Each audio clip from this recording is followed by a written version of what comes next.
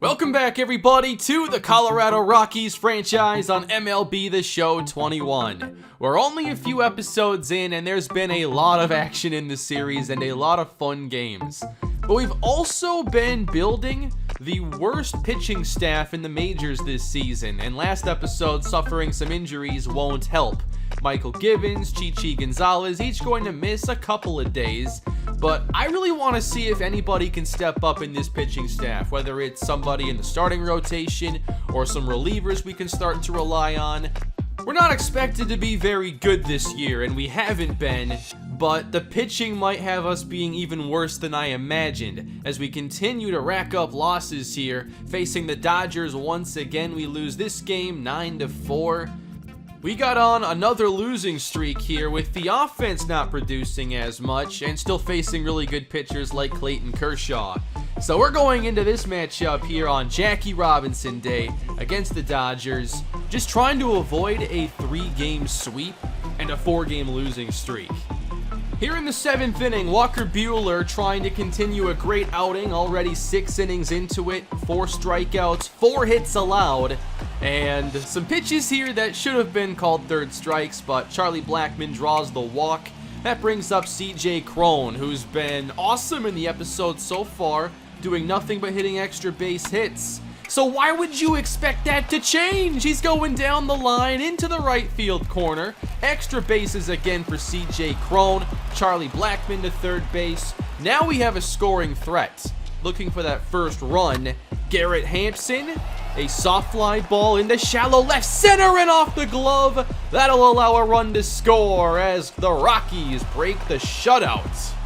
Hampson gets the RBI single, and still nobody out with 2 aboard, so Buehler's day is done. Dodgers go to their bullpen, leading with Scott Alexander, facing the catcher Dom Nunez.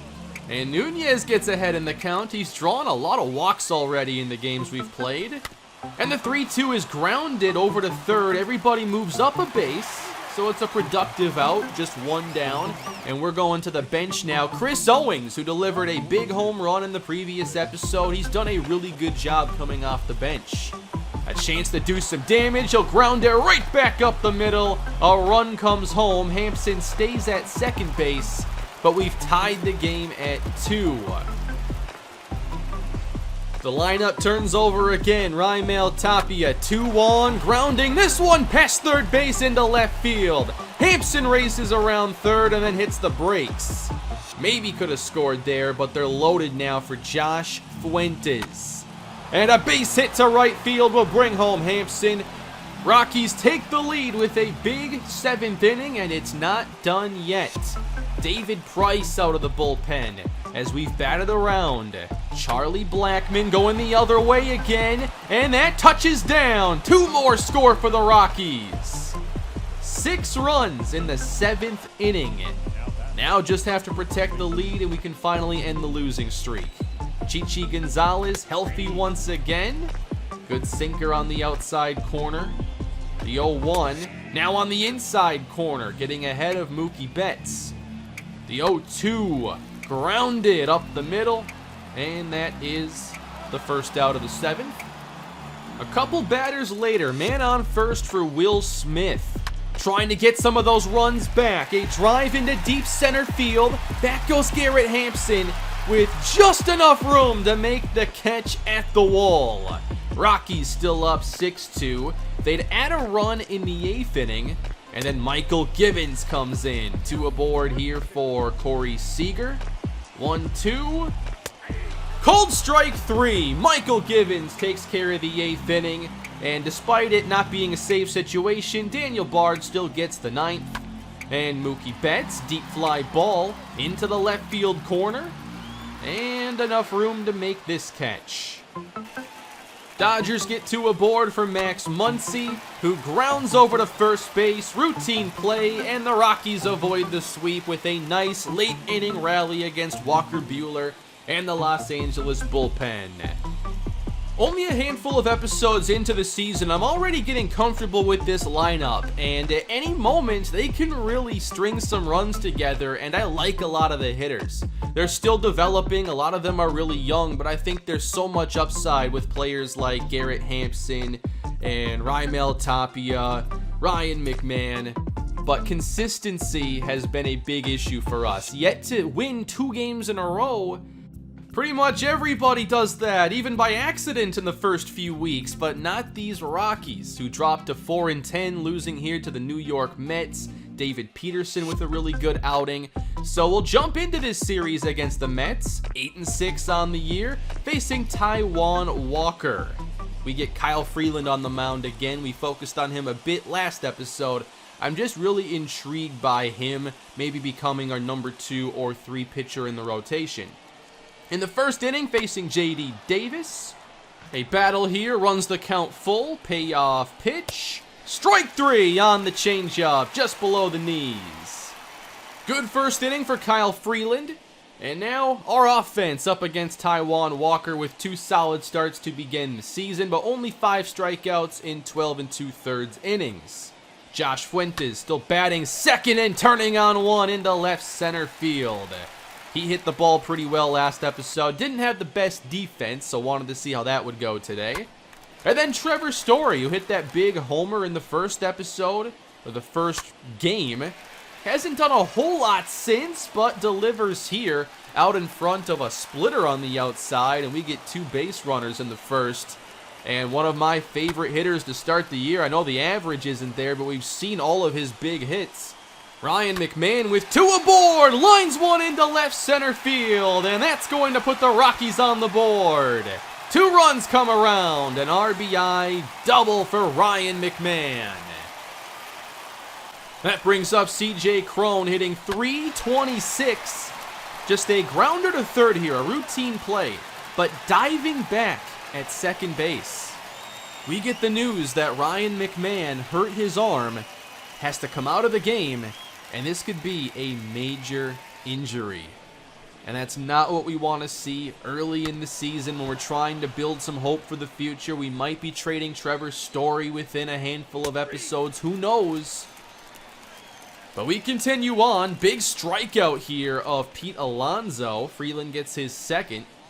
Then facing the new Met, Francisco Lindor, falling behind 3-0. That one's outside. Lindor draws the walk.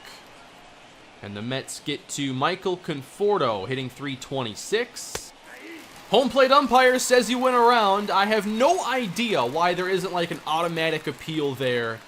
I do not like home plate umpires calling check swings, but it works out in our favor, and then a fly ball into center. Garrett Hampson tracks that one down, and I like him playing in center field with that elite speed.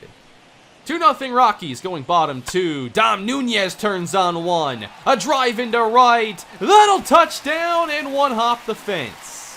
Nunez in with a double. This helps create an RBI chance for Garrett Hampson, who's also batting leadoff in this game with Raimel Tapia struggling a little bit. Hampson 0-1. Falls behind 0-2 to Walker. And then looks at a high fastball. Count runs to 1-2.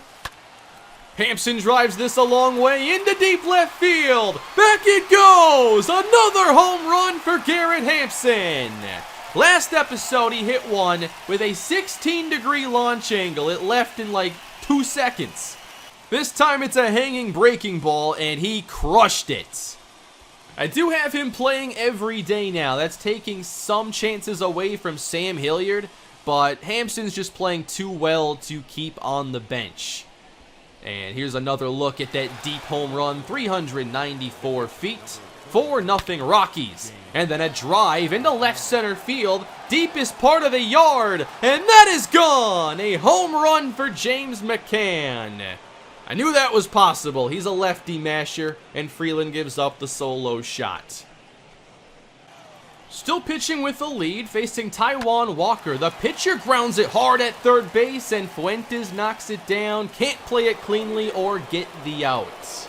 It's not an error, but it's a play you'd like to see him make. With Walker on first base, J.D. Davis. Count runs even.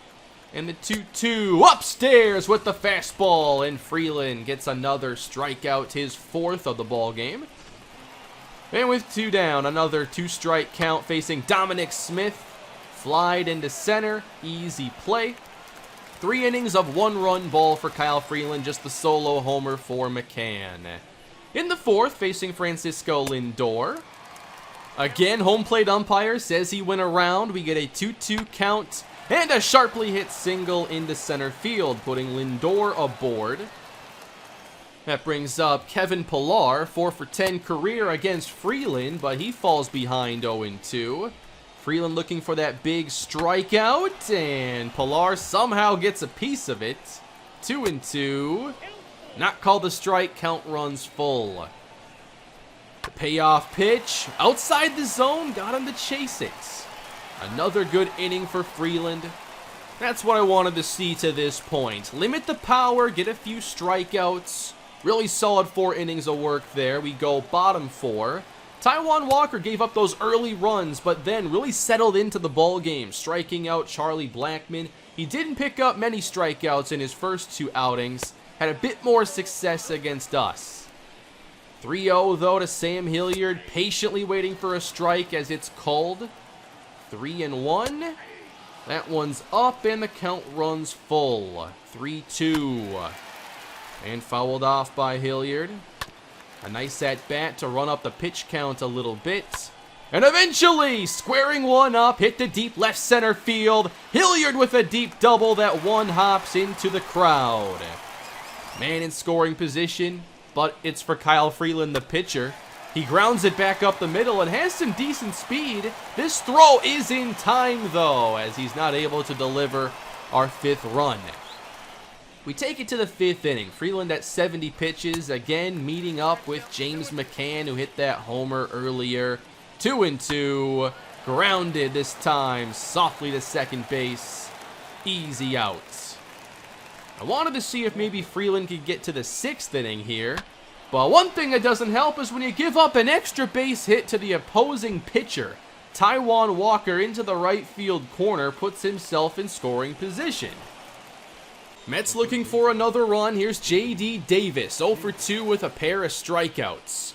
Trying to bring Walker home, and this is fouled off. He falls behind again, in danger of striking out a 3rd time, and he avoids it, but grounds to second. That is another out. 5 solid innings for Kyle Freeland, and that would ultimately be the end of his day.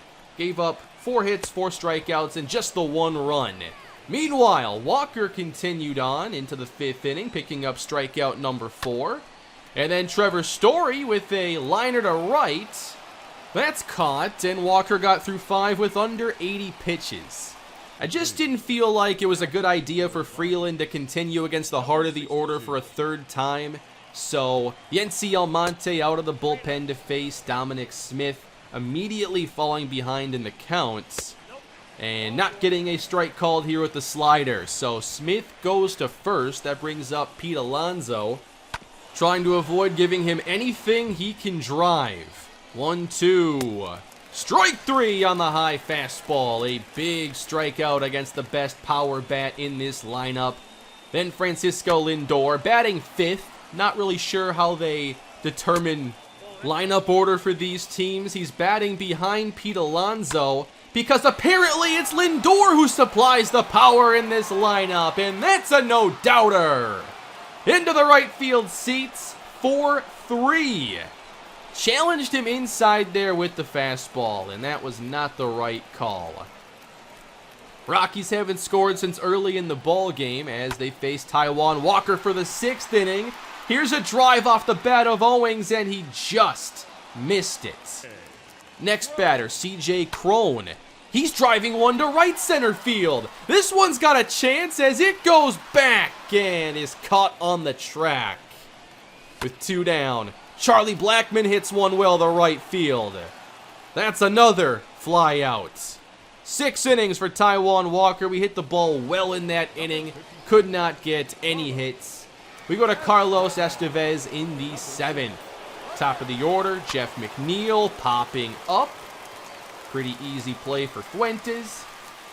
And with 2 away, J.D. Davis 0 for 3.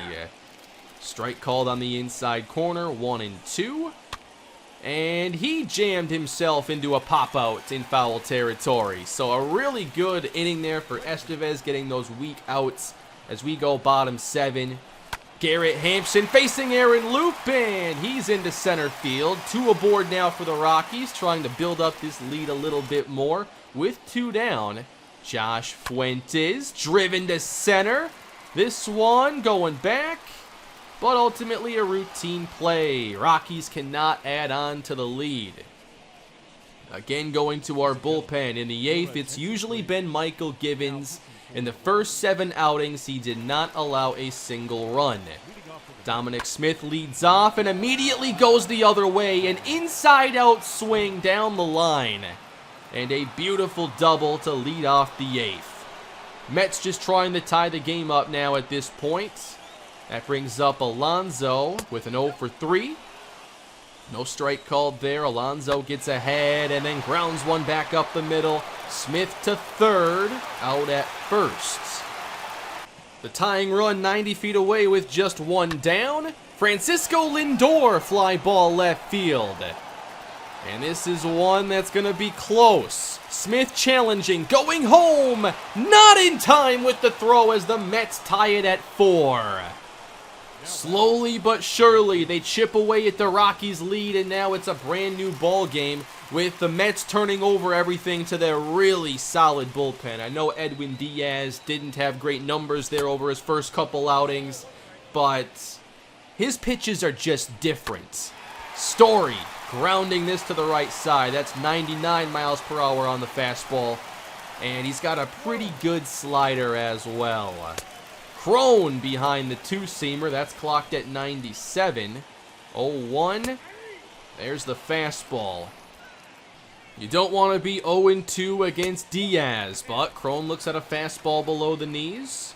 Gets the count evened up and takes a fastball inside. 3-2 with 2 down. And there's the slider. Low and away. Crone waves and misses. We head to the 9th. 6th appearance of the season for Daniel Bard. Not a save situation, of course. And he also hadn't allowed a run to this point. We saw Givens give one up in the 8th. McCann strikes out on the high fastball. That's 1 down. 2 batters later. Jeff McNeil, 0 for 4. Down the line, a hit. That will put him on second base. They call it a double, I'm pretty sure. RBI chance for J.D. Davis. 0-1, he's ahead of the slider. Good thing it was left up. 0-2. Grounded softly to short. And Story's throw is on target. We're going bottom 9. Rockies looking for another walk-off victory. Leading off, Charlie Blackmon, 0 for 3, facing Diaz. Fouled away, falling behind in the count. Slider once again, it's way inside. A big swing and miss. Second strikeout for Diaz. That brings up Sam Hilliard, and he can't connect on the slider. That's a tough pitch to handle. But then Diaz leaves one up. Hilliard drives it a long way into left center field. And getting under it to make the catch is Jonathan Villar, who had to cover a ton of ground on this fly ball. You have to have speed if you're going to play in this outfield. That's a big reason why Hampson's just playing center field for us now. We have to take away some of those extra base hits. Villar does it there. So now Dom Nunez. And to me, he's just been the guy who walks ahead of the pitcher. He's done it so many times already. So we're going to the bench, and after last episode, come on, we got to see Matt Adams once again. He hit that game-winning grand slam for us in San Francisco. Can he connect on one of these Edwin Diaz sliders? That one's up, called a high strike. 2-2 to Adams. Fouling off another high slider. Payoff pitch. Strike 3. Diaz goes back to the fastball. We have extra innings once again in this episode. So we're going through even more of the bullpen today. Here is Robert Stevenson. Lefty's hitting him pretty well. And here's a lefty, Dominic Smith. Fastball outside. Of course, the extra inning runner on second already, and a fly ball into right. This one won't quite reach the track, but it's plenty deep to tag up and move to third base. Mets trying to get that 5th run.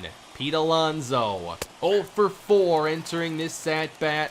0-2, a wild swing on the slider. Strike 3. 2 away for the Mets. Francisco Lindor, 2 for 2, and a drive into left. Easy play, we're going bottom 10. The Mets couldn't get a run. All we have to do is bring home a runner from second base. Now, the rules here will lead to a lot of extra inning games that have very anticlimactic finishes, and that's exactly what we want here.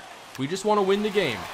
Bunt over, Tapia to third base. Hampson's retired, so now just got to bring home the winning run with 1 down. Josh Fuentes looks at a wild slider. 1-1 from Familia. Driven down the line. This one's going. It is foul by less than 4 feet. Fuentes almost won the game. 1-2, he strikes out on the sinker. We were that close. Now we have to get a hit. Trevor Story. Can the star of the Rockies deliver as he fouls off the slider right over the middle? 0-2. Strike 3, another good slider. Familia pitches out of trouble. To the 11th we go. New pitcher in for Colorado. Now it's the lefty with an ERA near 20, Chris Russin. In to face the lefty, Michael Conforto, who hammers one to right center field. No doubt, 2-run blast. Mets take the lead. 466 feet. Absolutely crushed it. It's been a tough start for Russin. Not getting any better in the 11th inning tonight. That's in the second deck. That's hit a long way. So we're going bottom 11, having to score 2 just to tie the game. Seth Lugo, another tough reliever. That's high, and Crone still going after it, falls behind in the count. And then Lugo gets him to chase low. This one's on target. 2 down for Colorado. It's up to the veteran, Charlie Blackmon, who drives one down the right field line. This one's gonna stay fair, but it won't get out, and the game is over. The Mets win. 6 unanswered runs. The Rockies not generating any runs beyond the 2nd inning, despite getting fairly close, and despite getting a gifted 10th inning, where a run wins the game. For the most part, the pitching wasn't bad today for Colorado, but the bullpen is still going to be very inconsistent, and when we have to use 5 relievers, we're bound to have a couple have a bad outing. We give up 3 home runs in this game. We hit 1 ourselves, that was early, and after Ryan McMahon left, the offense seemed to leave with him. And I'm worried now about what this means for our offense going forward, with this being a fractured arm injury and a 2 to 3 month recovery, taking us into the middle of summer. That is not what we want to see. He's obviously on the 60-day IL now, and we'll have to make a roster move next episode. With Ryan McMahon, I think we have somebody we can build around for the future, just not for the next handful of episodes, unfortunately. I really enjoyed hitting with him, and I wanted to see him hopefully put up some big numbers before a potential story trade. Before he comes back, we're going to look forward to Brendan Rodgers recovering from his injury he suffered before the season began. I made sure this injury was in our series because the Rockies dealt with it from opening day on. But basically, Chris Owings is going to take over McMahon's spot. He's our super utility player. He can play second base and keep Hampson in the outfield. But for an offense that has had some really good moments early on, what is this going to mean now for the next couple of months? Unless somebody like Story gets hot, it could be a pretty rough stretch. We sim a few more games. We finally win a simulated game. We don't have a winning streak yet, but here was a matchup against New York as the Mets swept us. 9 innings, a shutout ball from Jake DeGrom. And then against the Astros, we actually do win a game here, putting up a ton of runs against Lance McCullers. 13-8 is the final. Fuentes, Story, Crone, Charlie Blackmon all having multiple hits in this game. Crone and Story going yard. But still waiting to see us win 2 games in a row. And next time out, we take on the Phillies. I will start simulating a bit more at a time, I imagine, especially with us holding the worst record in the majors right now. Only 5 victories. A long way to go for Colorado, perhaps even further than I had expected based on this start. Let me know what you'd like to see in the upcoming episodes, and I will do my best to keep this series entertaining, even if we're losing a bunch of games. We're 3-7 in our last 10. We'll see what's up in the end of April. Thanks for watching, everybody. Hope you enjoyed episode 5 here of the Rockies franchise. Please leave a like, subscribe to the channel, and leave your feedback down below. Have a great day, and I'll see you next time.